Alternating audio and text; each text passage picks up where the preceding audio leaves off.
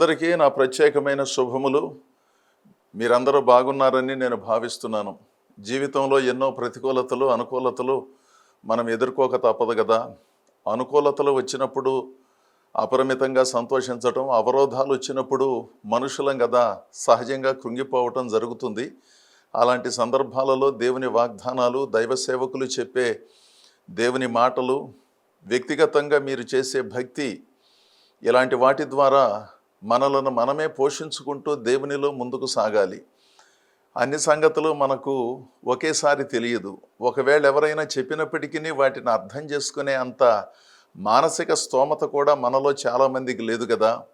యేసుక్రీస్తు ఈ లోకములో తన సేవలను అందించినప్పుడు తన దగ్గరున్న శిష్యులకు ఎన్నో సంగతులను బోధించాడు. వాళ్ళు కూడా చాలా శ్రద్ధగా విన్నారు, నేర్చుకున్నారు, తెలియని సంగతులను అడిగి తెలుసుకున్నారు. ప్రభు కూడా వారి అంతరంగాన్ని పరిశీలించి వారికి కావలసిన సంగతులను సమయము, సందర్భాన్ని పురస్కరించుకుని అద్భుతంగా బోధించటం మనందరికీ తెలిసిన సంగతే కదా. ఈరోజు యేసు ప్రభు తన శిష్యులతో సంభాషించిన ఓ ప్రాముఖ్యమైన సంగతిని మీతో పంచుకోవాలని ఆశిస్తున్నాను. యోహాను సువార్త 16వ అధ్యాయము 12-13 వచనాలలో ఈ విధముగా వ్రాయబడింది. నేను మీతో చెప్పవలసినవి ఇంకనూ అనేక సంగతులు కలవుగాని ఇప్పుడు మీరు వాటిని గ్రహింపలేరు. అయితే ఆయన అనగా సత్యస్వరూపి అయిన ఆత్మ వచ్చినప్పుడు మిమ్మును సర్వసత్యములోనికి నడిపించును. ఆయన తనంతట తానేమియూ బోధింపక వేటిని వినునో వాటిని బోధించి సంభవింపబోవు సంగతులను మీకు తెలియచేయును. యేసుక్రీస్తు తన శిష్యులతో ఎన్నో సంగతులు మాట్లాడాడు, సత్యాన్ని ప్రబోధించాడు. యేసుక్రీస్తు ఎంత సత్యాన్ని ప్రబోధించినప్పటికీ అర్థం చేసుకునే అనుచరులకు కూడా కాస్త అవగాహన ఉండాలి కదా. ఒకేసారి మనం అనుకున్నట్లుగా అవగాహన అందరికీ రాదు కదా. కొంతమంది వేగంగా నేర్చుకుంటారు, కొంతమంది ఆలస్యంగా నేర్చుకుంటారు, కొంతమంది అసలు నేర్చుకోరు. అది వారి వ్యక్తిత్వముపై ఆధారపడి ఉంటుంది. ఆ వ్యక్తిత్వాన్ని కాస్త సాధన చేస్తే కొన్ని సంగతులు త్వరగా గ్రహించటం సాధ్యమవుతుంది. అది ఎవరికి వారు పరిశీలించుకొని తమను తాము సిద్ధం చేసుకోవలసిందే. శిష్యులు బహు చురుకైన వారు. ఆధ్యాత్మిక సంగతులను యేసుక్రీస్తు అద్భుతంగా వారికి తెలియజేశారు. అయితే ఇంకా చెప్పవలసినవి అనేకమైన సంగతులు ఉన్నాయి. కేవలము సుమారు 3.5 సంవత్సరాలలో అన్ని సంగతులు చెప్పి వారిని స్థిరపరచటం కష్టం కదా. ఎందుకంటే చెప్పగలిగిన స్తోమత ప్రభువులో ఉన్నప్పటికీ విని అర్థం చేసుకునే స్తోమత కూడా వినే శిష్యులలో ఉండాలి కదా. ఆ సంగతిని గుర్తించి నేను ప్రాథమికమైన అనగా ప్రాముఖ్యమైన సంగతులను బోధించటం జరిగింది.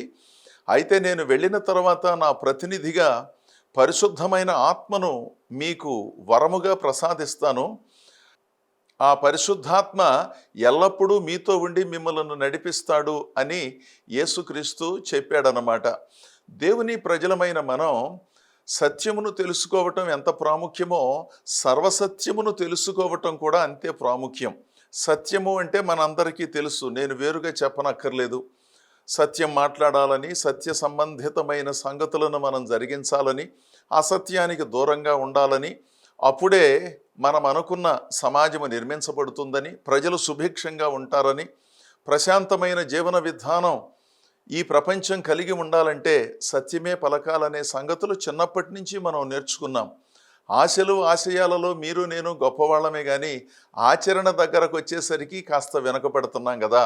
నాకు అలా చెయ్యాలని ఉందండి, నేను అలా ఉండకూడదని నాకు ఉందండి, ఫలానా దురభ్యాసంలో నుంచి బయటపడాలని నేను అనుకుంటున్నానండి, కానీ నా వల్ల కావట్లేదండి, ఆ సమయానికి నేను ఆ బలహీనతకు గురవుతున్నాను, ఏం చేయాలో అర్థం కావట్లేదు, నన్ను నేను నియంత్రించుకోవటానికి ప్రయత్నం చేసినప్పటికీ కొన్ని పరిస్థితుల ప్రభావానికి నేను లొంగిపోతున్నానని పైకి చెప్పేవారు కొంతమంది, పైకి చెప్పకపోయినా లోపల బాధపడుతూ ఆవేదనాభరితులైన వారు చాలామంది ఉన్నారు కదా.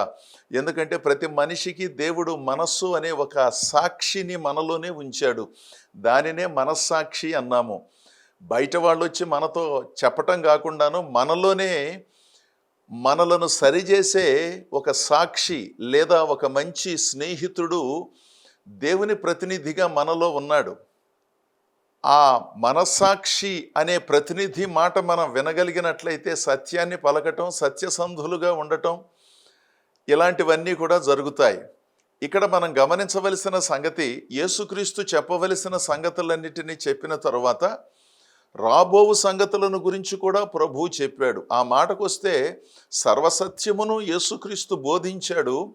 ఆ సర్వసత్యమును వినినవారు అమలు చేయటానికి వారి శక్తి సరిపోదు గనుక పరిశుద్ధాత్ముని సహాయము మీకు అవసరమవుతుందనే సంగతిని నేను గుర్తించాను. నేను వెళ్ళిన తరువాత మీతో ఎల్లప్పుడూ ఉండటానికి, మీరు వినిన సర్వసత్యమును అమలు చేయటానికి, జీవితంలో అనుసరించి నడుచుకోవటానికి తగిన శక్తిని ప్రసాదించే పరిశుద్ధాత్ముడు మీకు అందించబడతాడు అని ప్రభు చెప్పాడు. ఈ లేఖనములను జాగ్రత్తగా పరిశీలన చెయ్యాలి. మూల భాషలో ఉన్న లేఖనములను గమనించినప్పుడు కొన్ని అద్భుతమైన సత్యాలు మనకు అర్థమవుతాయి. యేసు ప్రభు పూర్తి సత్యాన్ని చెప్పనట్లు, పరిశుద్ధాత్ముడు సర్వసత్యములోకి నడిపించినట్లుగా భావించటం కంటే మూల భాషలో ఉన్న సంగతులను మనం అధ్యయనం చేసి గ్రహించేది ఏమిటంటే, యేసుక్రీస్తు సర్వసత్యమును శిష్యులకు బోధించాడు. అయితే ఆ సత్యమును అవగాహన చేసుకుని అమలు పరిచే శక్తి వారికి పూర్తిగా లేనందున పరిశుద్ధాత్ముడు తనను సేవించే ప్రజలకు వరముగా ఇవ్వబడినప్పుడు తామెరిగిన సత్యమును పోషించే అద్భుతమైన శక్తి వస్తుందని దాని అర్థం అన్నమాట. అంటే మనకు తెలిసిన సంగతులే సర్వసత్యము అని అన్నిసార్లు భావించటానికి వీల్లేదు కదా. మీకు కొన్ని సంగతులు తెలుసు, నాకు కొన్ని సంగతులు తెలుసు, కొంతమందికి మనకంటే ఎక్కువ సంగతులు తెలుసు, వాళ్ళకంటే మీలో కొంతమందికి ఎక్కువ సంగతులు తెలుసు. దాందేమున్నది? సర్వసత్యమును తెలుసుకోవటం వేరు, ఆ సర్వసత్యమును మన జీవితంలో అనుసరించి జీవించటం వేరు. అదే కదా మనం ఎదుర్కొనే సమస్య. సత్యానికి అసత్యమునకు మధ్యలో ఉన్న తేడా ఎవరికి తెలియదండి? నీతికిను అవినీతికి మధ్యలో ఉన్న తేడా ఎవరికి తెలియదు? ధర్మానికి అధర్మానికి మధ్యలో ఉన్న తేడా ఎవరికి తెలియదు? క్రమమునకు అక్రమానికి మధ్యలో ఉన్న తేడా ఎవరికి తెలియదు? దానికి చదువులు శాస్త్రాలు అవసరమా? అక్కర్లేదు కదా. అందరికీ తెలుసు ఏది మంచో ఏది చెడో. మనం అనుకున్న మంచిని అనుసరించి జీవించడానికి కావలసిన శక్తి సరిపోవట్లేదు. అందుకనే పరిశుద్ధాత్ముడు మనతో ఉండి మన మనస్సులను బలపరిచి దేవుని కొరకు నిలబడవలసి వచ్చినప్పుడు, సత్యము కొరకు నిలబడవలసి వచ్చినప్పుడు కాస్త నష్టమైన కష్టమైన వాటిని ఎదుర్కొని జీవిత విలువలతో జీవితాలను ముందుకు సాగించటానికి ఆ పరిశుద్ధాత్ముని సహాయము అవసరము. అప్పుడు ఆ పరిస్థితికి సంబంధించిన సత్యమును ఆలోచించటం మాత్రమే కాకుండా పోషించి కాస్త ఆదర్శవంతమైన జీవితాలు జీవించటం సాధ్యమవుతుంది. అది సర్వసత్యములోనికి నడిపించటము అంటే, మనం ఎరిగిన సర్వసత్యమును పోషించుకునే మానసిక ఆధ్యాత్మిక స్తోమతను పరిశుద్ధాత్ముడు మనకు అనుగ్రహిస్తాడు. అసలు విషయాన్ని ప్రక్కన పెట్టి, నాకు పరిశుద్ధాత్ముడు బాప్తిస్మము పొందినప్పుడే నాలో ప్రవేశించాడు, మరలా తిరిగి పరిశుద్ధాత్మను పొందవలసిన అవసరం లేదనే భావన కూడా కొంతమందికి ఉన్నది. నేను బాప్తిస్మము పొందినప్పుడే నాలో పరిశుద్ధాత్ముడు ప్రవేశించాడు కదా, మరలా తిరిగి పరిశుద్ధాత్మను పొందుకోవటం ఏమిటి అని ఆ ధర్మ సందేహం మామూలుగా ఆలోచన చేస్తే సరి అయినదిగానే అనిపిస్తుంది. నిజమే, బాప్తిస్మము పొందినప్పుడు పరిశుద్ధాత్ముడు అద్భుతమైన ప్రక్రియ జరిగించినందునే దోషములు ఒప్పుకొని బాప్తిస్మాన్ని జరిగించటం మనందరికీ తెలుసు. పరిశుద్ధాత్ముడు మనకు తోడుగా ఉన్నందునే అది జరిగిన మాట మనందరికీ తెలిసినప్పటికీ కొన్ని సంగతులు గ్రహించటానికి దైవ ప్రేరణ మనకు అవసరం కదా. అదే పరిశుద్ధాత్ముడు అంటే. కొన్నిసార్లు కొంతమంది కాస్త విచిత్రంగా ఆ సంగతులను బోధించినందున మరి కొంతమంది అభిప్రాయం మరో రకంగా ఉండొచ్చు, అభ్యంతరపడి ఉండొచ్చు. కానీ పరిశుద్ధాత్ముడంటే అనవసరమైన రాద్ధాంతాలను సృష్టించటానికో గోల చేయటానికో మూలమని మనం భావించటానికి వీల్లేదు. దేవుని శక్తి మనుష్యుని తాకినప్పుడు కొన్నిసార్లు అసహజమైన కదలికలు వచ్చినప్పుడు కొంతమంది తమను తాము నియంత్రించుకుంటారు, కొంతమంది నియంత్రించుకోలేనప్పుడు అలాంటి వారిని చూచినప్పుడు కొంతమంది బెరుకు పడతారు. అంటే మన ఒళ్ళు బాగా జలతరించింది అనుకోండి, కొన్నిసార్లు మనలను మనం నియంత్రించుకోవటం కష్టం అవుతుంది. కొన్నిసార్లు మనం తన్మయత్వంలో ఉన్నామనుకోండి, నిలబడిన వాళ్ళు తడబడి కాస్త కూలబడే ప్రమాదం ఉంది తాత్కాలికంగా. ఆ పరిశుద్ధాత్మని ప్రక్రియ, ఆ దివ్యమైన అలౌకికమైన ఆనందము మనిషిని తాకినప్పుడు కొన్నిసార్లు పట్టుదప్పి కూలబడినట్లుగా అవుతుంది. ఆ సందర్భంలో ఆ దివ్యమైన శక్తి ప్రభావాన్ని మనం అర్థం చేసుకోవాలి. కొంతమంది అనవసరంగా పడటం, లేవటం ఇలాంటివి జరుగుతూ ఉంటే వాటి గురించి మనం పట్టించుకోవలసిన అవసరం లేదు. కానీ అదేదో ముందుకు రావటం, మరో రకంగా అక్కడ వ్యవహరించటం, వెళ్ళటం అనే పద్ధతుల గురించి నేను మాట్లాడటం లేదు. కానీ నిజాయితీగా దేవుని దివ్యమైన శక్తి ప్రభావానికి లోనైనప్పుడు మనుషులమైన మనం ఇలా నిటారుగా నిలబడి ఉండటం కొన్నిసార్లు కొంతమందికి కష్టం అవ్వచ్చు. అందుకనే కాస్త తడబడటం, ఊగినట్లుగా ఉండటం జరగవచ్చు. ఎందుకంటే దేవుని శక్తి మనలను ఆవరించినప్పుడు నిటారుగా కర్రలాగా నేనైనా మీరైనా ఉండలేం కదా. మనకు ఉత్సాహం వచ్చినప్పుడు కాస్త చప్పట్లు కొడతాము, సంతోషంగా పాటలు పాడతాము, మన కాళ్ళు చేతులు కాస్త సంతోషంగా కదులుతూ ఉంటాయి కదా. అలాగే దేవుని శక్తి మనలను ప్రత్యేకముగా స్పృశించినప్పుడు, మనలో పరిశుద్ధాత్ముడు ఉన్నప్పటికీ ఆ సందర్భములో మనలో ఉన్న పరిశుద్ధాత్ముడే మనకు దివ్యానుభూతులను కలిగిస్తూ కొన్ని ఆలోచనలను కలిగించినప్పుడు కొన్ని కదలికలను మనం ఆమోదించాలి. ప్రతిదానిని ఏదో ఒక విధంగా నిర్వచించటంతో భక్తిని కొనసాగించటం ఏ విధంగానూ మంచిది కాదు కదా. మనకు అనుభవము లేదు కనుక ఇతరులు చెప్పేది, ఇతరులు చేసేదంతా పనికి మాలినదని భావించలేం కదా. కొంత విచిత్రంగా ఉండొచ్చు. అన్నిటినీ ఆమోదించమని నేను అనట్లేదు, కానీ కొన్నిటిని కొంతవరకు సానుకూల దృక్పథంతో పరిశీలించాలి. ఎంతసేపు నా అనుభవమే గొప్ప అనుకుంటే ఎట్లాగూ? మన అనుభవం గొప్పే, ఇతరుల అనుభవం కూడా గొప్ప కావచ్చు కదా. మన ఆలోచనలను గట్టిగా స్థిరపరుచుకుని నేనే మంచి భక్తి చేస్తున్నాను, నేనే మంచి సంఘానికి వెళుతున్నాను, నాకు తెలిసినదే సత్యము అని అనుకోవటం కొన్ని సంగతులలో మంచిది కాదేమో పరిశీలించాలి. మనకు తెలిసినది సత్యమే, కానీ ఇతరుల దగ్గర కూడా చాలా సత్యాలు ఉన్నాయి, వాటిని కూడా మనం గ్రహించాలి కదా. మనందరం ఎన్నిసార్లు అనుకోలేదు, నేను ఇంతవరకు ఇదే సత్యం అనుకున్నాను, అసలు ఎవరు చెప్పినా నేను వినలేదు, ఇప్పుడు నాకు అర్థమైంది, ఇన్ని సంవత్సరాల తర్వాత ఈ సంగతిని నేను గ్రహించానని కొన్ని సంగతులలో మన మనసును మార్చుకోలేదా? అలాగే పరిశుద్ధాత్మ తత్సంబంధమైన సంగతులు వచ్చినప్పుడండి, సిద్ధాంతాలతో రాద్ధాంతాలను అనవసరంగా సృష్టించుకోకుండాను అందులో ఉన్న విశేషమైన సంగతులను పరిశీలించి వాటిని మనం అనుసరింపదగినవైతే అనుసరించటానికి సిద్ధంగా ఉండాలి. కానీ ఫలానా వాళ్ళు ఇలా చెప్పారంటే అదే సత్యము అని అన్నిసార్లు మనం భావించలేము. పరిశుద్ధాత్ముడు మనలో ఉన్నప్పటికీ మనలో ఉన్న పరిశుద్ధాత్ముడు మన అవగాహనను బట్టి సర్వసత్యములోకి మనలను నడిపిస్తాడు.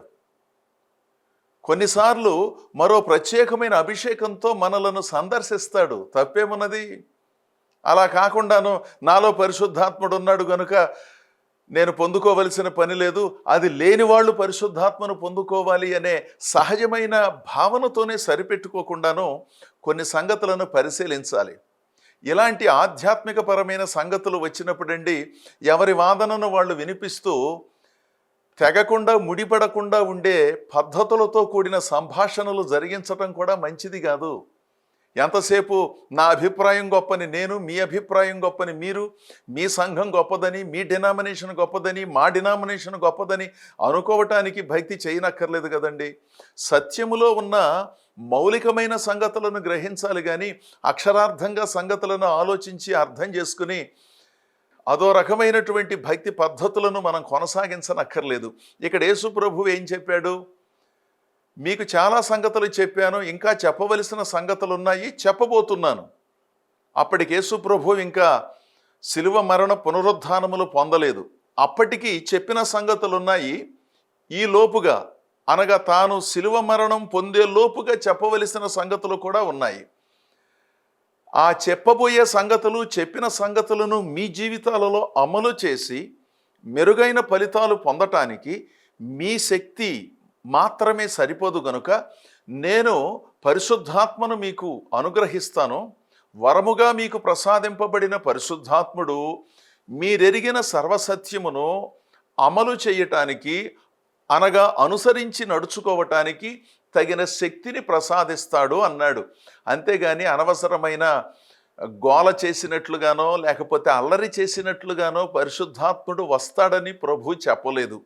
నేను ఇంతకు ముందు చెప్పాను, ఆ ప్రచండమైన శక్తి వచ్చినప్పుడు కొన్నిసార్లు కొంతమంది మైమరచి కొంత అసహజముగా మనకు కనబడినప్పుడు, ధ్వనించినప్పుడు తొందరపడి మనం మాట్లాడకుండాను ఆ విషయాలను అవగాహన చేసుకోవటానికి ప్రయత్నం చేయాలి.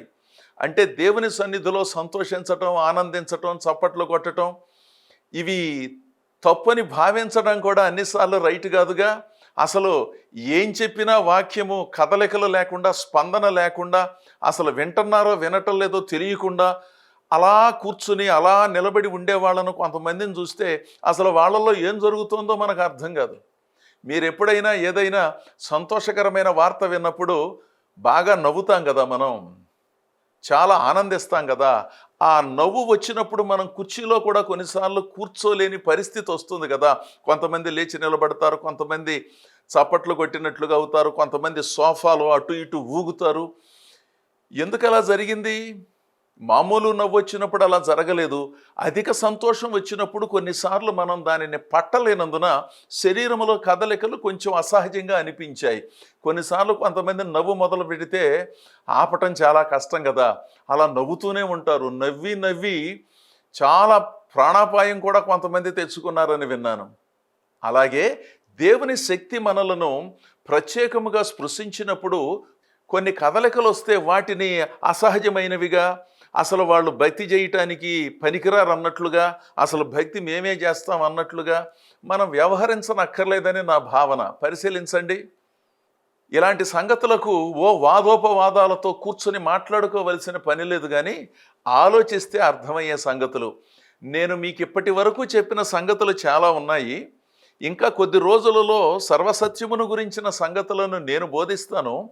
నేను బోధించినటువంటి ఈ సంగతులన్నిటినీ మీ జీవితాలలో అమలుపరచాలి అంటే మీ శక్తి సరిపోదు గనుక పరిశుద్ధాత్ముడు మిమ్మల్ని ఆవరించి మిమ్మల్ని నడిపిస్తాడు. సర్వసత్యములోనికి మిమ్మల్ని నడిపించినప్పుడు ఆ సత్యాన్ని ప్రపంచానికి బోధించండి అన్నాడు. ఆ తర్వాత యెషయా పుస్తకం 11వ అధ్యాయము 2వ వచనములో మనందరికీ తెలిసిన ఓ చక్కని నిర్వచనం ఉన్నది. అదేమిటంటే, యెహోవా ఆత్మ జ్ఞాన వివేకములకు ఆధారమగు ఆత్మ, ఆలోచన బలములకు ఆధారమగు ఆత్మ, తెలివిని యెహోవా ఎడల భయభక్తులు పుట్టించు ఆత్మ అతని మీద నిలుచును. అనగా ప్రభు అయిన యేసుక్రీస్తు ఎలాంటి ఆత్మను కలిగి తన సేవలను జరిగిస్తాడోననే సంగతులు క్రీస్తు పూర్వం 750 సంవత్సరాల క్రితం రాజవంశమునకు చెందిన యెషయా అనే ఓ గొప్ప ప్రవక్త అద్భుతంగా ప్రవచించాడు. ఆ ప్రవచనం యేసుక్రీస్తులో నెరవేరింది. ఆ పరిశుద్ధాత్మ లక్షణాలు ఇక్కడ చెప్పబడ్డాయన్నమాట.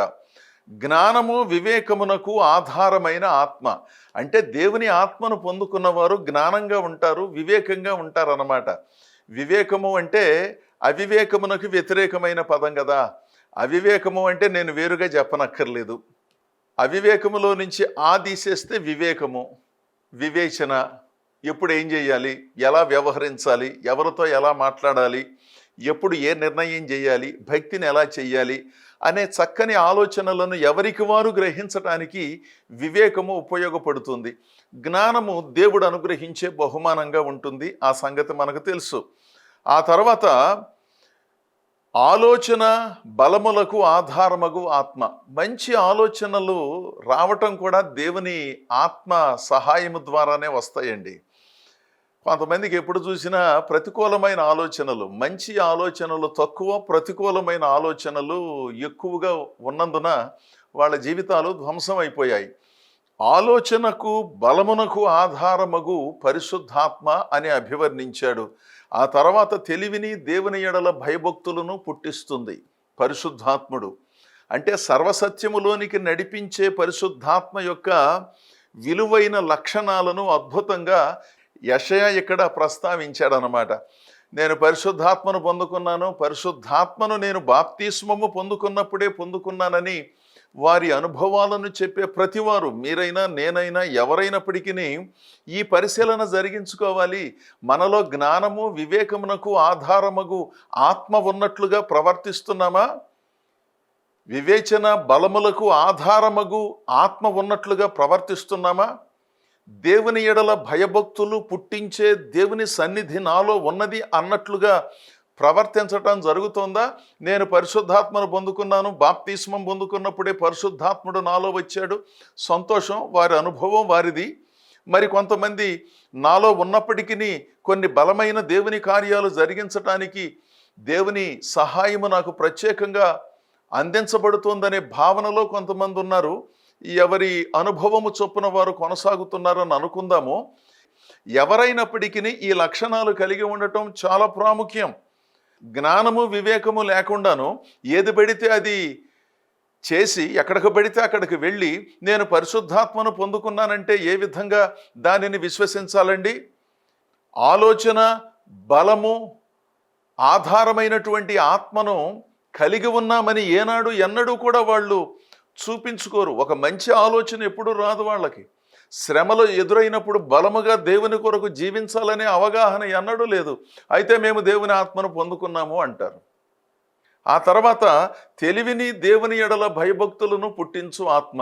కాస్త తెలివంటే రోజువారీ జీవితంలో కుటుంబము, పిల్లలు, ఉద్యోగము, వ్యాపారము, వ్యవహారము ఇలాంటి సంగతులలో దైవ ప్రతినిధిగా జీవిస్తూ ఆ బాధ్యతలను ఎలా నిర్వహించాలోననే తెలివి లేకుండాను, దేవుని యందు భయభక్తులు లేకుండాను, దైవ సేవకుల పట్ల సరి అయిన అవగాహన లేకుండాను, సంఘము పట్ల సరి అయిన దృక్పథం లేకుండాను ఏ మాట పడితే ఆ మాట మాట్లాడుతూ, అదేమంటే నేను సత్యమే మాట్లాడతాను, నేను ఎవరికి భయపడను అని చెప్పుకుంటూ అనవసరమైన నిర్భయత్వాన్ని చూపిస్తూ అర్థం లేని భక్తి కార్యక్రమాలను నిర్వహించుకుంటూ పోతూ అదేమంటే నేను పరిశుద్ధాత్మను పొందుకున్నానండి అని చెప్పుకున్నట్లయితే మరి ఆ ఆత్మను మనం అర్థం చేసుకోవటం కష్టంగా ఉంటుందని నాకు అనిపిస్తోంది. మీకేమనిపిస్తోంది? ఒకవేళ నిజముగా దేవుని ఆత్మ వారిలో నిలిచి ఉన్నట్లయితే ఇలా మాట్లాడతారా, ఇలా ప్రవర్తిస్తారా, ఇలాంటి నిర్ణయాలు చేస్తారా, దేవుని సంఘాన్ని ఈ విధంగా ఆలోచన చేసి తమకు తోచినట్లుగా నడుచుకుంటారా అని ప్రశ్నిస్తే దానికి సమాధానం ఉండదు. అందుకని దేవుని ప్రజలారా, నేనెంత అనుభవం కలిగి ఉన్నాను, ఎన్ని సంవత్సరాల నుంచి దేవుని సేవ చేస్తున్నాను, ఎంతగా దేవుని వాక్యం చెబుతున్నాను అనేది లెక్కే. ఆ మాటకు వస్తే మీకు కూడా అది లెక్కే. కానీ మనం ఎంత నిబద్ధతతో దేవుని సేవిస్తున్నామో, దేవుని సత్యమును సర్వసత్యమును ఏ విధంగా గ్రహించామో, గ్రహించిన వాటిని ఏ విధంగా అమలుపరుస్తున్నామనేది ప్రధానాంశం. కానీ నాకు చాలా సంగతులు తెలుసుకోవాలని ఉంది. తెలిసిన సంగతులు ఏం చేసామేంటి? తెలుసుకోవలసిన సంగతులు తెలుసుకుందాం. తెలిసిన వాటిని అమలుపరచడం చేత కాదు, కానీ చాలా సంగతులు తెలుసుకోవాలని ఉంది అనుకుంటారు కొంతమంది. ముగింపులో దేవుని ప్రజలమైన మనం ప్రభు చెప్పినటువంటి ఆ సర్వసత్యమును పరిశుద్ధాత్ముని ద్వారా మన జీవితాలలో అమలుపరుచుకుంటూ నేనే మార్గము, సత్యము, జీవము అని చెప్పిన యేసుక్రీస్తు సన్నిధిలో మన జీవితాలను తరింపజేసుకున్న రోజున భౌతిక స్వస్థతలు, దీవెనలు, ఆధ్యాత్మిక పరిపక్వతను పొందుకుని దేవుని సాక్షులుగా మనందరం ముందుకు సాగగలం. దేవుడు మిమ్ములను మీ కుటుంబాలను బహుగా దీవించునుగాక. ఆమేన్.